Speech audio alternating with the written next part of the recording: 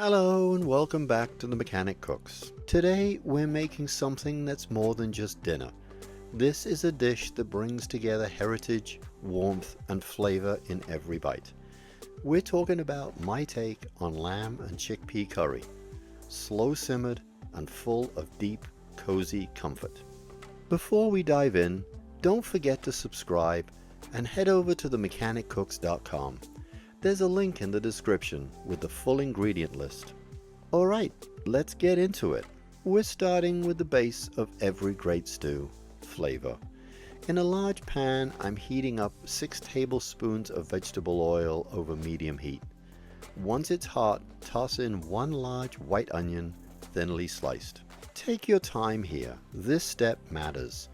We're cooking the onion low and slow for about 10 minutes. Letting it soften, turn translucent, and start to caramelize at the edges. Once it's looking soft and golden, add 3 inches of fresh grated ginger and 4 cloves of garlic finely diced. This trio, onion, ginger, and garlic, is the aromatic soul of the dish. It's not just a base, it's the flavor foundation that everything else builds on. Now for the meat. I'm using a pound of diced lamb leg. I like this cut because it brings richness and body to the curry without being overly fatty. It browns beautifully, stays tender as it cooks, and has just the right balance of lean meat and soft fat that melts into the sauce.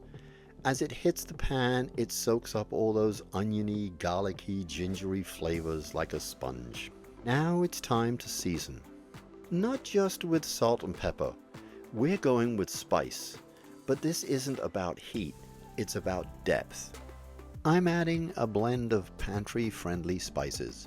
Turmeric for its earthy warmth and gorgeous golden hue. Chili powder for just a pinch of background heat.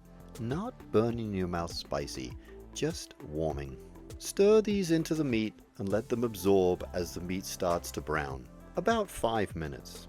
Next, add a can of chopped tomatoes, 2 cups of water, and the rest of the spices. Cumin brings a toasted nutty richness. Coriander adds a fresh citrusy lift. Cinnamon and cloves give the dish a gentle sweetness and warmth that wraps around the savory notes like a blanket. These spices work together in layers. Nothing overwhelming, just harmony. You'll smell them as soon as they hit the heat. Deep, fragrant, and nostalgic. Give everything a good stir, scrape up the bottom of the pan, and bring it all to a gentle boil. Then turn the heat down to a low and simmer partially covered for about 30 minutes. This is when everything starts to come together. The lamb softens, the sauce thickens, and the spices begin to bloom. Now it's time to build some heart into the dish.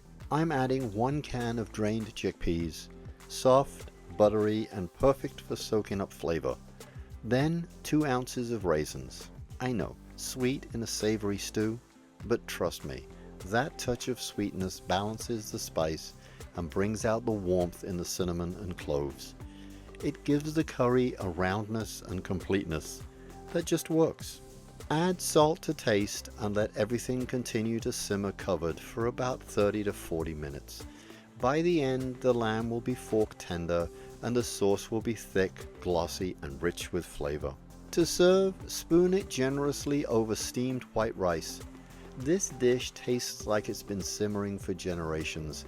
It's humble ingredients brought together with care, tradition, and just enough spice to warm your bones.